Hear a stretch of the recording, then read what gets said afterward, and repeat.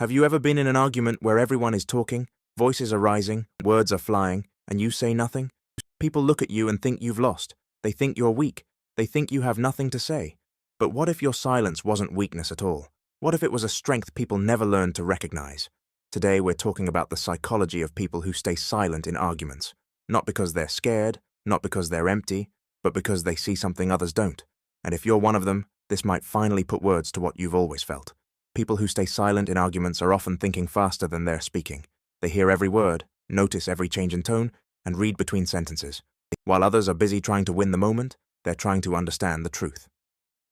Silence doesn't mean they agree. It means they're choosing their battles carefully. They know not every argument is worth their energy, and not every explanation will be understood. Sometimes, protecting your peace is more important than proving a point.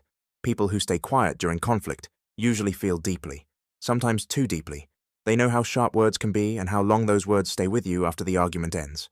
So instead of reacting, they pause. They would rather swallow words than say something they can never take back. Their silence isn't cold, it's careful. They don't want to hurt others just to feel heard. There was someone who always stayed quiet during fights. Friends called them weak. Family told them to stand up for themselves. But one day someone finally asked why. And they answered softly, "Because every time I speak in anger, I lose a piece of myself."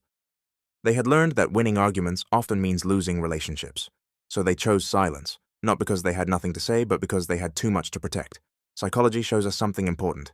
People who stay silent in arguments often think long-term. They ask themselves questions others don't. Will this matter tomorrow? Will this fix anything? Will this bring peace or just noise? They understand that loud voices don't equal strong minds, and calm doesn't mean surrender. Sometimes, silence is simply maturity speaking quietly.